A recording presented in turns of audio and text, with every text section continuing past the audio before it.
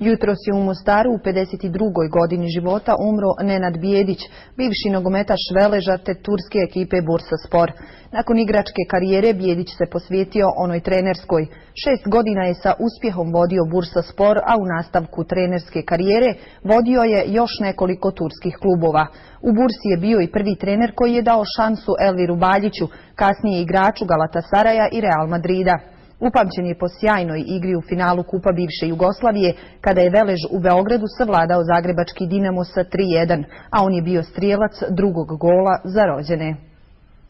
Dinamove odbrane, propustio je loptu Cupan, tu je bio i Bračun koji je očekivao da će njegov drug baciti loptu u polje, zastao je, ali napred je prošao Nenad Bijedić.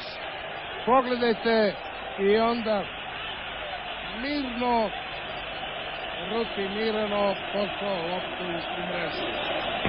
Pa osjećam se, veoma sam radostan zbog postignuta 2 gola, utakmica je bila veoma teška. Nadam se da smo zasluženo pobijedili, večeras ćemo proslaviti.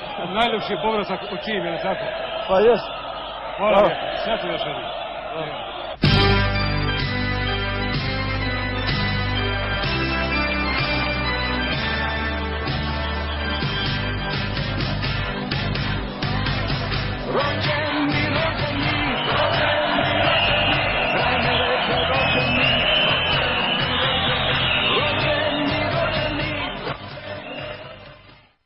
Sahrana Nenada Bijedića obavit će se u srijedu u 18 sati na gradskom groblju Sutina.